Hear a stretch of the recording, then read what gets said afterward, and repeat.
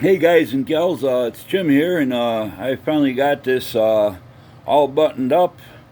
As far as the model goes, it's complete.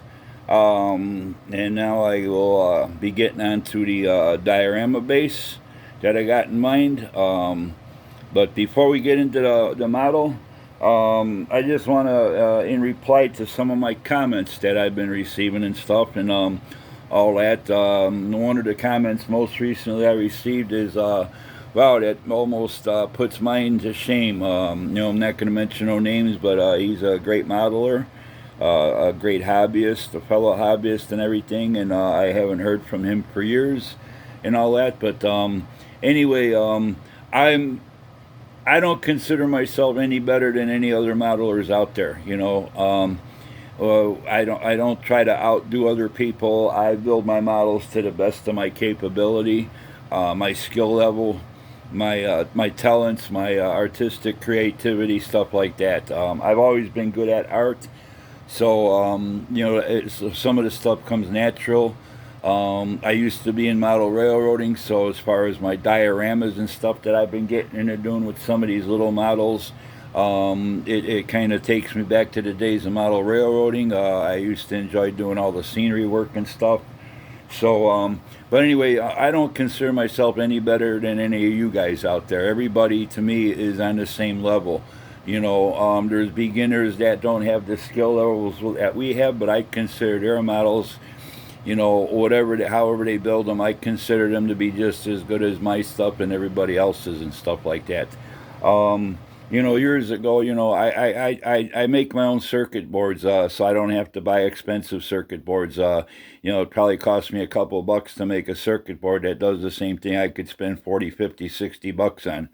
Um, Other things like, photo etch. I don't use photo etch on every model. Certain models like this one, the main reason I wanted a photo etch set for this was for the exhaust grills. It came with the interior panels and stuff like that, so that was a plus. And I went to town on light and all that stuff. But years ago, somebody made a comment. I'm not gonna, like I said, I'm not gonna mention names, but somebody made a comment on a hangout that if you're gonna build the big 350 refit without all the bells and whistles, you got no business building it at all. To me, that was wrong. That turned me off from the person. There's no rules in this hobby.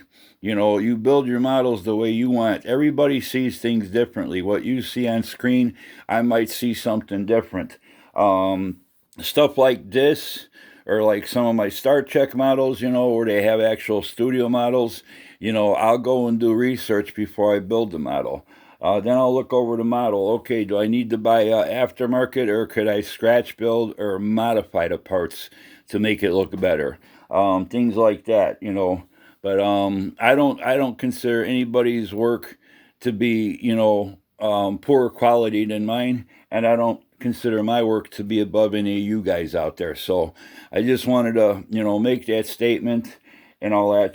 This is a hobby. I do it for fun. I don't do it to compete with others.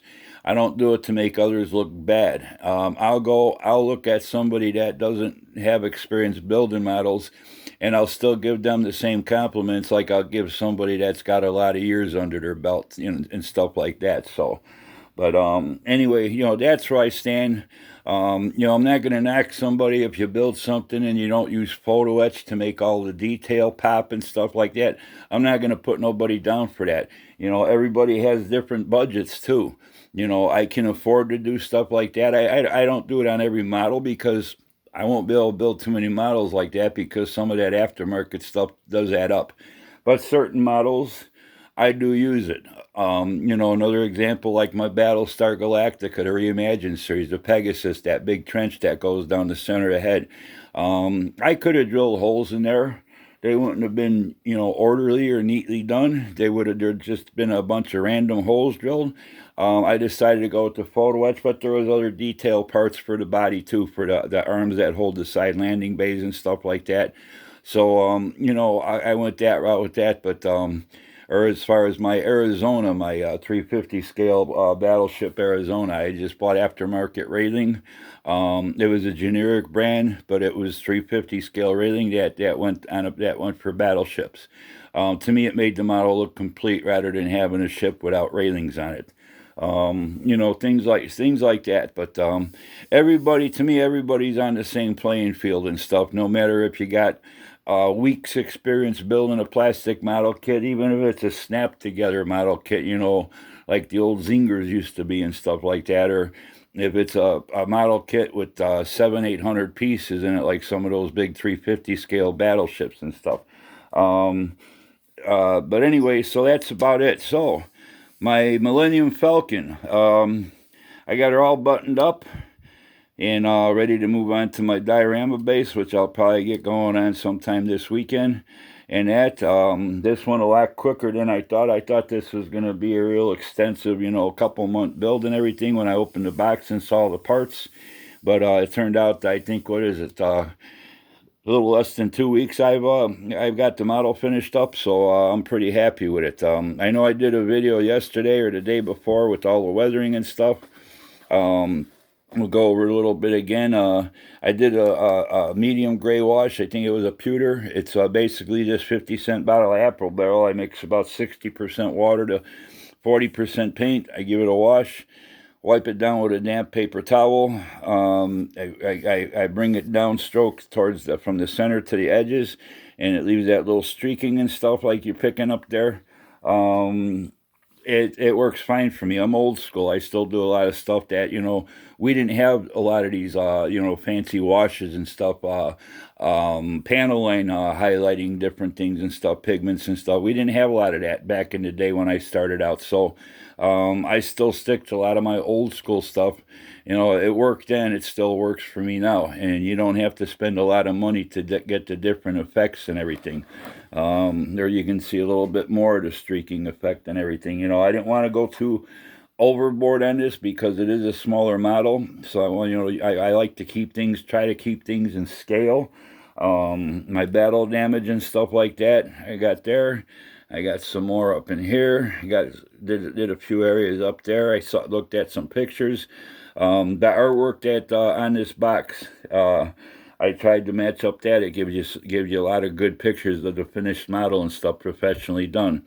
I got some little battle damage marks up on the front of the mandibles. My back end over there, I did the weathering, the soot from the exhaust ports and stuff like that. And I know I did the video yesterday, but I forgot to show. I do have the grills on the correct positions. Get a little bit of light so we can maybe see them. And what I did is they should all be pointing toward the center, which they are. And what I did underneath them is I dry brushed the tops of those fans that part of that are molded into the kit. I dry brushed them with some metallic gray to kind of make them pop a little bit under the grills. So I'm happy with the way those turned out and everything. You can see it a lot better in person than you can on camera, but with this light shining, it gives you an idea of what I got going on there and everything. So the wash also toned down the paint. It's still that light gray color, but it toned it down maybe a shade or two from what it was, the real like whitish gray and everything. So I'm happy with the effect I got with that. It also blended in and toned down the decals and all that, and made where they don't pop as much and stand out like a sore thumb and everything. Bottom side, I just got this gun placed on there for now. Bottom side, pretty much the same thing. You can tell the panel lines are really popping nice. They're not overdone. Where it looks like somebody took and they actually outlined them with a pencil or something like that. I got my weathering done up on here. Got some more battle damage on there, which was something that it's showed on the box art on the professional built model, and you can see all these raised areas where my wash, picked up and kind of left the streaks and everything when I rubbed down with the paper towel and everything, the damp paper towel and stuff. Got my little tube installed for my rod for my base and everything. I got some weathering going on back there that showed up on the box art and everything. So, like I said, I tried to replicate what I see in the movie and the photos I downloaded and everything and all that. And I try to bring things as close. It might not be screen accurate 100%, but I want it to be presentable and give the impression that you're looking at something that jumped off the big screen or something like that. So, um, like I says, I think the main thing with the Millennium Falcon, this is one of those kits where if you do a bad job, you're gonna hear about it. You know, it's kind of like one of those Grail models. You know, not that it's hard to come by or hard to get a kit, but it's like one of those. If you're not gonna do it good, people are gonna, you know, they're gonna let you know and they're gonna pick on you and stuff. You know, I don't worry about that. I can take criticism just as much as I can take compliments, so that's not an issue with me. Um, my lighting, I got my cotton back out of my cockpit. I'm gonna work on the clear for the windows and everything. If it don't look good, I'm not gonna glue it in permanent. I'll just tack it in. But I do have something in mind for that. I got this carton with the clamshell with the super glue, and right in this area here, it's about the same curvature as the window. I got a lot of clear sheet styrene, you know, Plastruct or whatever. But when you start rolling it and bending it, that's a pretty tight curve. You start getting little white marks, like stress marks almost. So, you know, I don't want nothing like that. So, I'll probably experiment with that, or even a plastic water bottle. These little bottom nubs on there are almost the same size as that curvature in that window frame. So, something like that would even work. And it's real thin and it's super clear. So, that's that. The gunner bays. I like the way those turned out. I got all you picking up all the lighting and stuff. Um, and there's not too much space between the top one and the lower one, so I got a little bit of light coming through that's actually bouncing off the sidewalls where there's no lighting done and stuff. So real happy with that. You can barely see the gunner dude in there. Um, but I do have the little figure painted up in there, and all that. Bottom one, bottom one's about the same,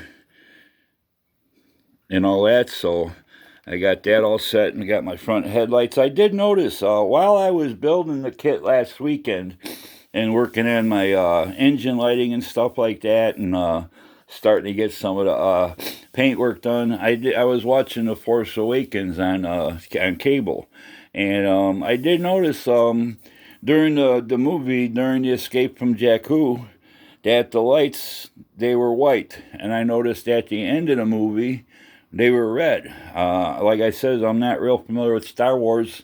I saw in 1977. I saw Star Wars. That's before they called it the New Hope.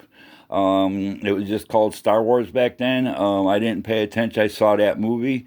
I also saw The Empire Strikes Back, which was the second one back then. That was, I think, about, 1980. I really never followed the franchise. I grew up in the 60s with Star Trek and all that, so that was more my cup of tea and all that. So I never really followed. Not that I got anything against Star Wars. I enjoy the kits and everything. It's just I never got hooked on all the movies. I've seen clips of them. Most of what I've seen of the different movies is just clips on YouTube for references for when I build my models and stuff. But other than that, I didn't see much. So something tells me those lights changed from white to red or something for different things. I'm not sure. Any information, go ahead, swing it by me. It's like it's kind of late to change it because this is all sealed shut now. My back engines, I just went with white LEDs, cool clear white, and that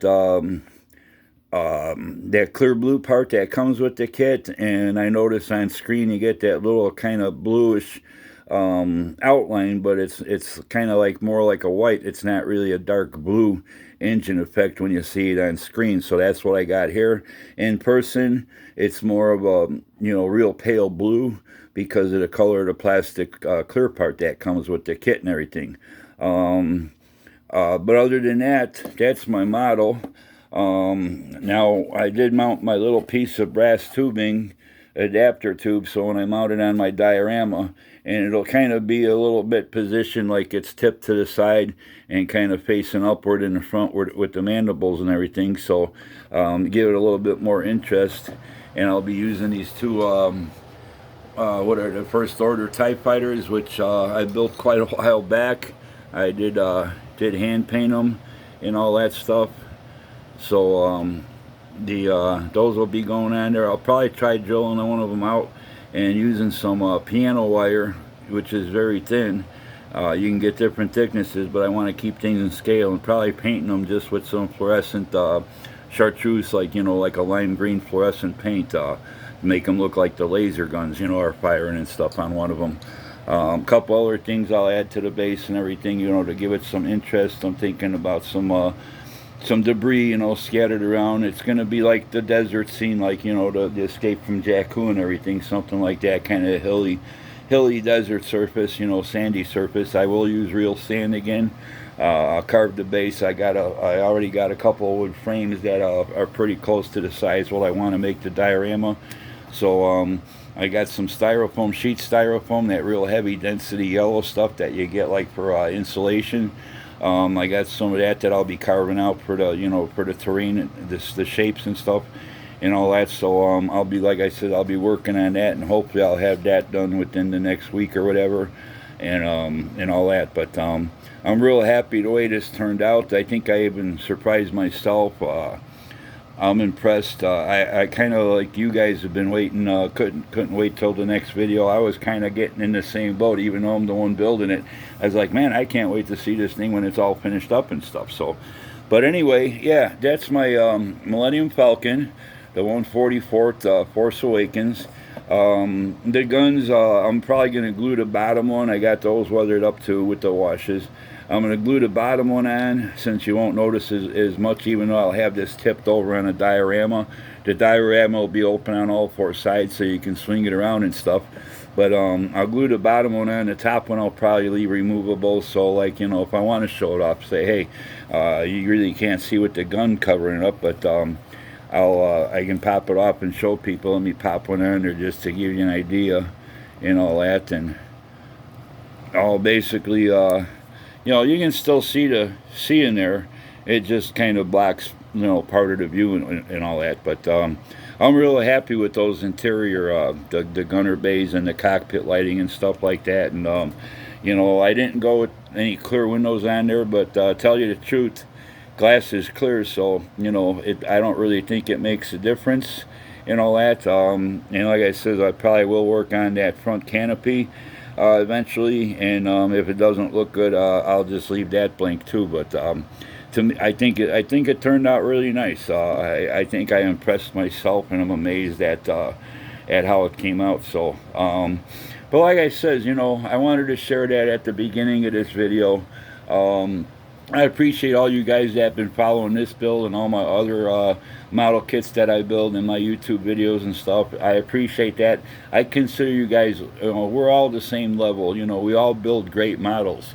You know, and I don't care if you're a beginner, and don't be afraid. If you're a beginner and you're hesitant, we're not going to pick on you. And maybe some people, you know, we all get that. We all get comments from people, oh, you could have done this, or if you go over to most of those channels, they don't even build model kits and stuff. So it's like, you know, just ignore that stuff. But if you're new to the hobby or that, show us your models, you know, and sometimes we'll offer little tips. And I try to include different tips and techniques, what I do in some of my videos, and maybe show you a new product or different ways I do things. Other guys do things, maybe they got certain ways they do things. You could learn a lot from our videos and stuff too. It's not just looking at a model, wow, that's pretty cool, I wish I could build something like that, you know.